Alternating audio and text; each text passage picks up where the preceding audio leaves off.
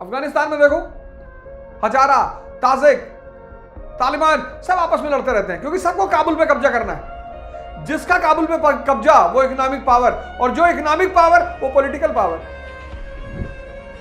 तो tribal polity is a war ridden polity. क्यों? Subsistence economy. तो जहां निरंतर युद्ध हो रहा है वहां king will be elected. A person should be physically and mentally fit. कौन इलेक्ट करता था? समिति। जय हिंद फ्रेंड्स, आज हम एक नया टॉपिक शुरू करेंगे।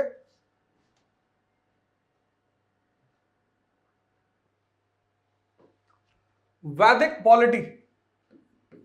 वैदिक पॉलिटी। तो कल हम लोगों ने एक टॉपिक खत्म किया, वैदिक इकोनॉमी। उसके फैक्ट्स सारे निकाले, मजा आया? Concepts clear, facts clear. Concept और फैक्ट के बीच का रिलेशन पता चला? यही है तैयारी। Relation between concept and fact को समझना ही तैयारी है। कुछ लोग समझते हैं फैक्ट यानी प्रीलिम्स, कुछ लोग समझते हैं कॉन्सेप्ट यानी प्रीलिम्स। कॉन्सेप्ट और फैक्ट के बीच जो रिलेशन है उसको तैयारी बोलते हैं, प्रिपरेशन। अगर वो तुम्हें समझ में आ रहा है, कॉन्सेप्ट और फैक्ट का रिलेशन, तो तैयारी तुम्हारी अच्छी चल रही है। तो आज हम लोग पढ़ेंगे वैदिक पॉलिटी। वैदिक पॉलिटी फिर दो पार्ट में डिवाइड होगा। वैदिक पॉलिटी पढ़ते जाओ, पहले एक टॉपिक खत्म कर लें फिर क्वेश्चन पर आएंगे। वैदिक पॉलिटी, ऋग्वैदिक पॉलिटी और लेटर वैदिक पॉलिटी। लेटर वैदिक, उत्तर वैदिक। फॉर्मूला क्या होगा?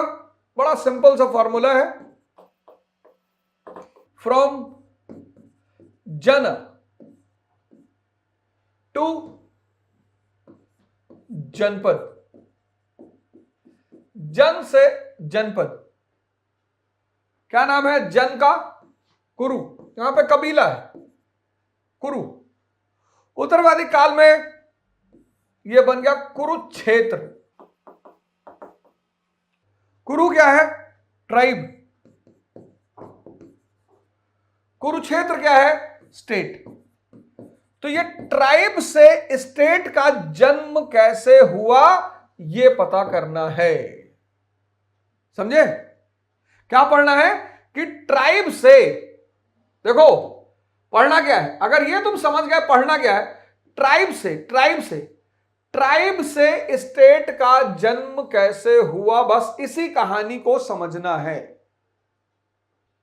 बस इस पूरे टॉपिक में हमें इस बात को समझना है। क्या समझना है? कि ट्राइब से स्टेट का जन्म कैसे हुआ। क्योंकि सिलेक्शन पढ़ने वालों का नहीं होता, याद रखना। सिलेक्शन पढ़ने वालों का नहीं होता, सिलेक्शन मेहनत करने वालों का नहीं होता। किसका होता है? पढ़ना है, सीखना है, समझना है और फिर सिलेक्शन लेना है। ये समझने वालों का सिलेक्शन होता है। इसलिए बहुत लोग तैयारी करते रहते हैं, 5-5 साल अटेम्प्ट देते हैं, 6 साल, 7 साल, 8 साल, 9 साल, 10-10 साल काट दिए लोगों ने इस नशे में। 10 साल नहीं। तो पढ़ तो सब सकते हैं लेकिन सब समझ नहीं सकते। ये तो कोई पढ़ ले, तोता पढ़ ले, ये तो तोता भी पढ़ ले।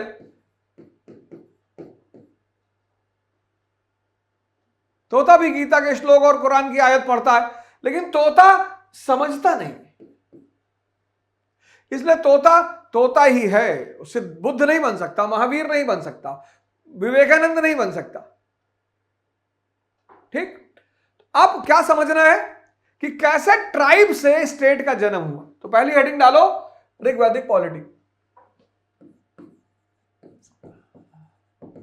ऋग्वैदिक पॉलिटी पहला फीचर, जना बेस्ड पॉलिटी, जना बेस्ड पॉलिटी, कबीला आधारित राजनीति, कबीला आधारित राजनीति। कौन से कबीले? पुरु, तुर्वसु,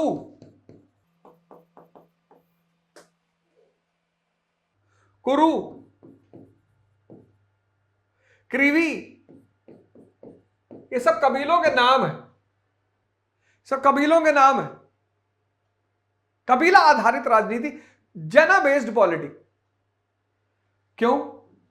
बस क्वेश्चन आ गया, क्यों? क्यों भैया स्टेट क्यों नहीं है? कहा है चाचा स्टेट क्यों नहीं है? तो आप तुरंत बताइए कि अंकल जी स्टेट इसलिए नहीं है क्योंकि स्टेट की जो आत्मा है वो है टैक्सेशन। स्टेट बिना टैक्सेशन के हो ही नहीं सकता। तो स्टेट की आत्मा है टैक्सेशन और ऋग्वैदिक काल में इकोनॉमी है सबसिस्टेंस, भरण पोषण अर्थव्यवस्था। इसमें टैक्सेशन हो ही नहीं सकता। तो नो टैक्सेशन नो स्टेट, यही नीचे लिख लो, नो टैक्सेशन नो स्टेट। बस पहला पॉइंट, नो टैक्सेशन। तभी तो नारा दिया गया था नो टैक्सेशन विदाउट रिप्रेजेंटेशन, क्योंकि स्टेट बिना टैक्स के चल नहीं सकता। तो अमेरिकी क्रांति का नारा था नो टैक्सेशन विदाउट रिप्रेजेंटेशन, कि अगर टैक्स नहीं देंगे राज्य चलाओगे कैसे? राज्य की आत्मा है टैक्सेशन और ऋग्वैदिक इकोनॉमी है सबसिस्टेंस इकोनॉमी, भरण पोषण अर्थव्यवस्था। टैक्सेशन हो ही नहीं सकता। तो जहां टैक्सेशन नहीं हो सकता वहां राज्य कैसे होगा? तो नो टैक्सेशन नो स्टेट, पहली चीज। दूसरा feature, king, one among equal.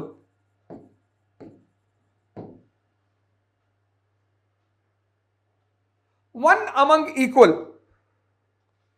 अनेक में एक।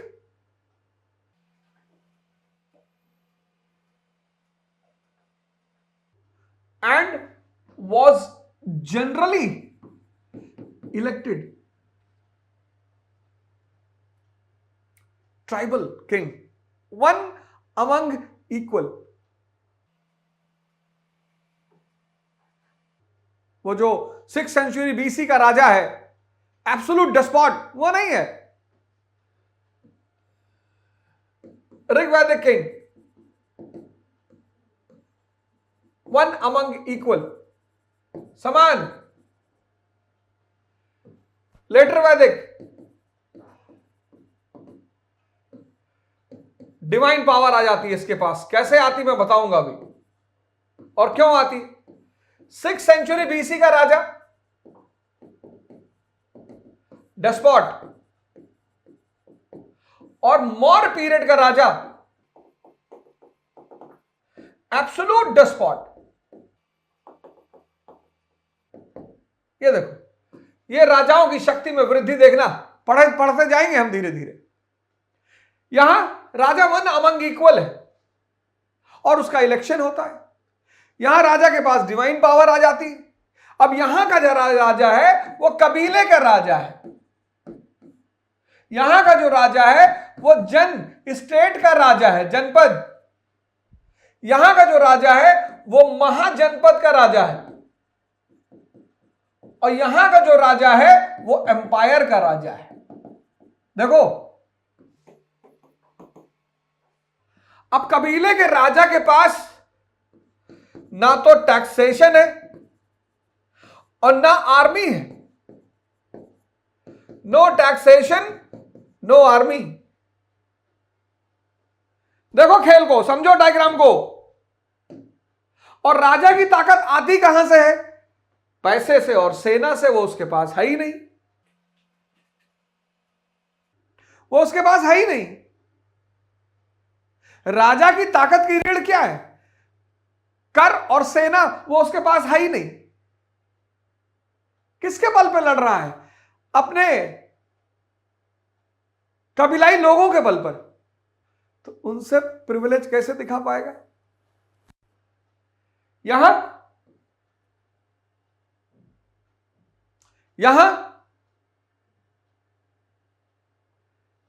टैक्सेशन भी पैदा हुआ और आर्मी बननी शुरू हुई, तो राजा थोड़ा मजबूत हुआ। यहां टैक्सेशन डेवलप हुआ, आर्मी पैदा हो गई, स्टैंडिंग आर्मी, पहली बात स्टैंडिंग आर्मी पैदा हो गई। और यहां डेवलप्ड टैक्सेशन, डेवलप नहीं, डेवलप्ड और ह्यूज स्टैंडिंग आर्मी। तो राजा वॉज वन अमंग इक्वल। क्यों? Neither taxation not army. Plus despot मतलब निरंकुश, तानाशाह। तो ऋग्वैदिक king was one among equal. क्यों? ऋग्वैदिक किंग वन अमंग इक्वल, सब में समान। क्यों? No taxation, no army. Why no taxation, no army? Subsistence economy, भरण पोषण अर्थव्यवस्था। भरण पोषण अर्थव्यवस्था।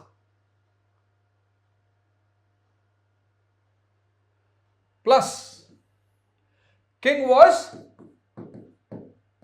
ऋग्वैदिक किंग वॉज इलेक्टेड। ये एक और फीचर था। ऋग्वैदिक किंग वॉज इलेक्टेड। क्यों?